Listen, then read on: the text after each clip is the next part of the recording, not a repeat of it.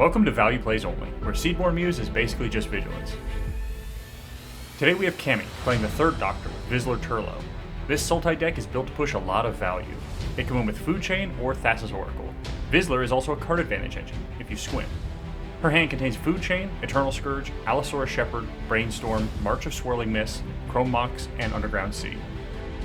Next we have John playing Zurgo Stormrender. This deck is all about tokens, and Zurgo turns them into card advantage.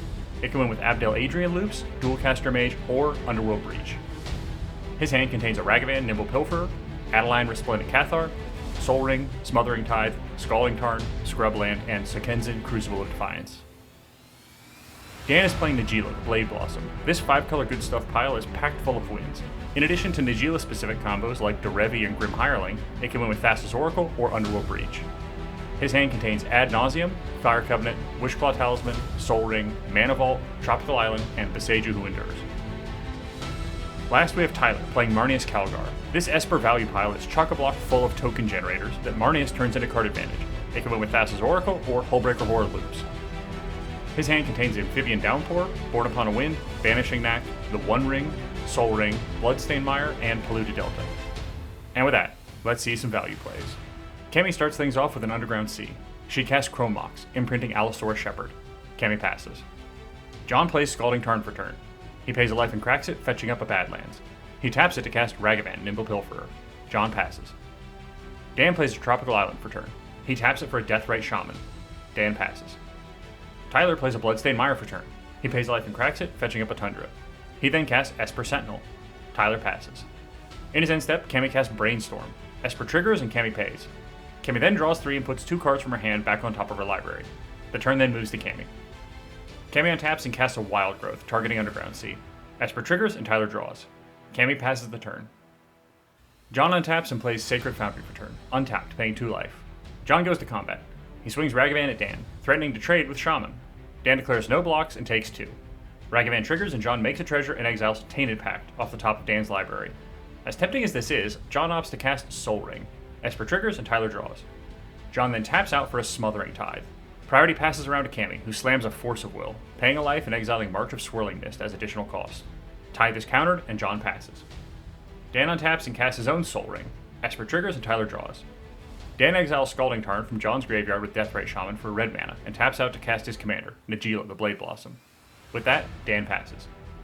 Tyler untaps and plays Polluted Delta for turn. He casts his own Soul Ring. Tyler then pays a life and cracks Polluted Delta, fetching up an Underground Sea.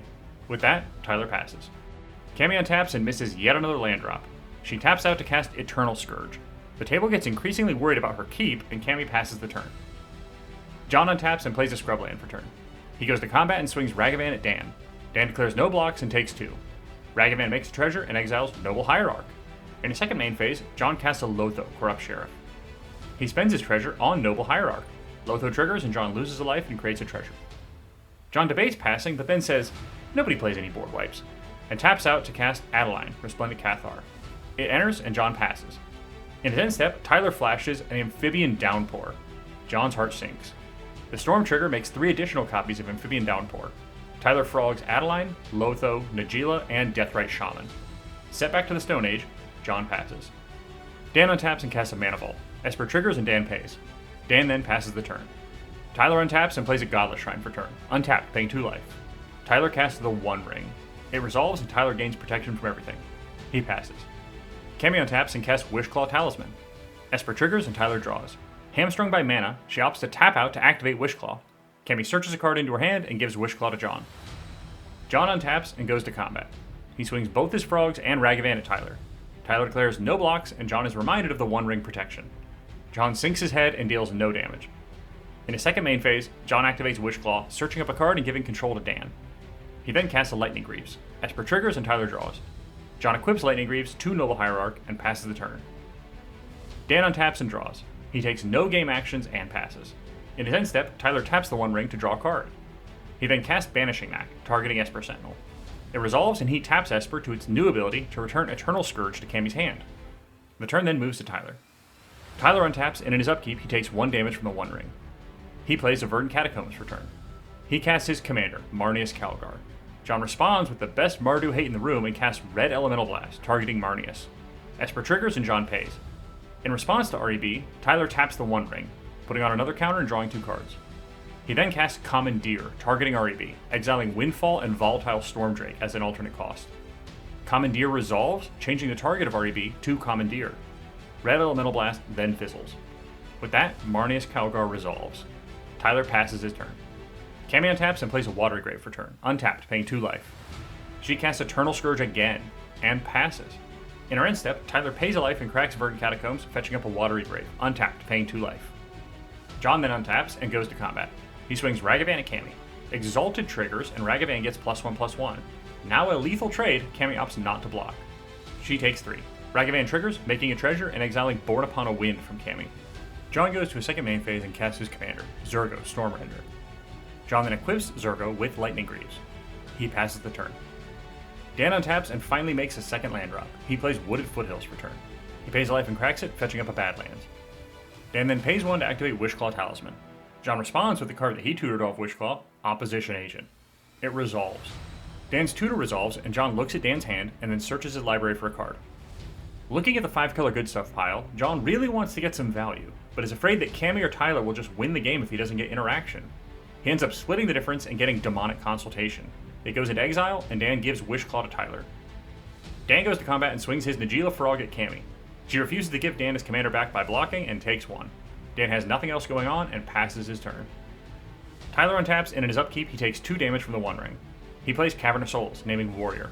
He taps the One Ring to draw 3. Tyler then casts Imposter Mech. The table sees a lot of good token generators on the board he can copy and get very nervous. Dan responds with a Red Elemental Blast, targeting Marneus. REB resolves and Marneus dies. Imposter Mech then resolves as a copy of Adeline Resplendent Cathar. Tyler holds up mana and passes. Cammy untaps and casts Food Chain. Esper triggers and Cammy pays. Tyler, looking to not lose on the spot, casts Silence. Cammy responds with a Pact of Negation. Tyler steps up again, casting Retraction Helix, targeting Esper Sentinel. It resolves, and Tyler taps Esper to return Eternal Scourge to Cammy's hand again. Pact then counters Silence, and Food Chain resolves. Cammy then keeps jamming and invokes Endurance, exiling Assassin's Trophy as an alternate cost. This represents another win, so Tyler responds with Mindbreak Trap on Endurance.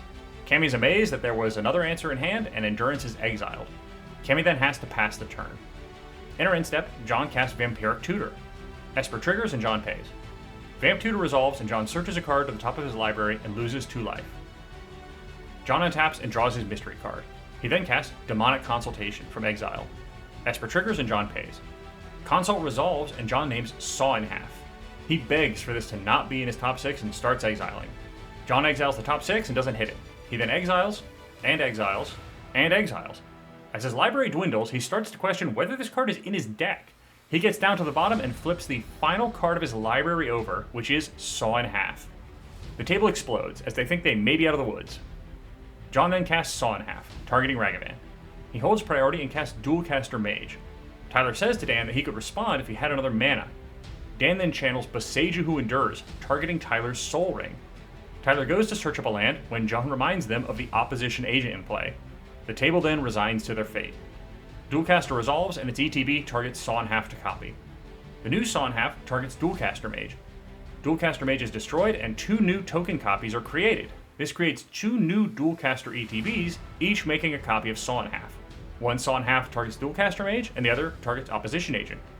John presents a loop of destroying a Dualcaster for 2 more while making copies of his other creatures. Every time a token is destroyed by Saw in Half, Zurgo triggers to deal 1 to each opponent. With this loop, John keeps sawing his Dualcasters over and over until the table is dead.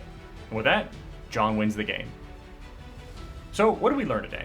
A tutor can be 3 tutors. If you use it to tutor a tutor that steals an opponent's tutor and then tutors up another forbidden tutor.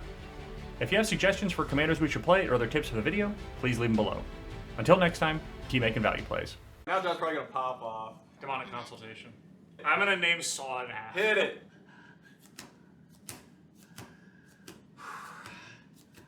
Ooh! Okay. Saw a black card there. Black, yeah. You guys on the rope? You guys are grinding. You guys flexing. Cheater going. A lot of free mana rocks going. I mean, this is it for me, I'll say that. I ain't got nothing left in the deck after this. Okay.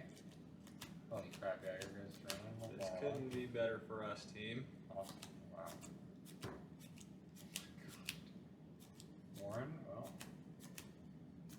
the hell is that? Young off, mayhem. Oh my god, And dude, fail he's to find. so dead. The fail to find would So be dead. criminal. Oh my John, God. no way. No way. What? What? That's crazy. That's worse than the top 6. No, just kidding. Saw it half on the Wow. stack, targeting Ragavan.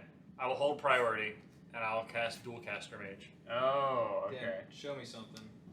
You can use that? How? Yeah, no, I'm saying can you? Yeah, I can. Yeah, do blow something up so I can go search a basic. I need a blue. it. I'm gonna blow up a Soul Ring. That's good. Alright. Yeah. You want to search? Yeah. Sorry, Dan. Sorry, brother. Never mind. You good? Wow, that's really sad. When the token dies, Zurgo triggers to burn you all for 1. Okay. And I'll just burn you all Yeah. out for 1 million Okay. here, main 1.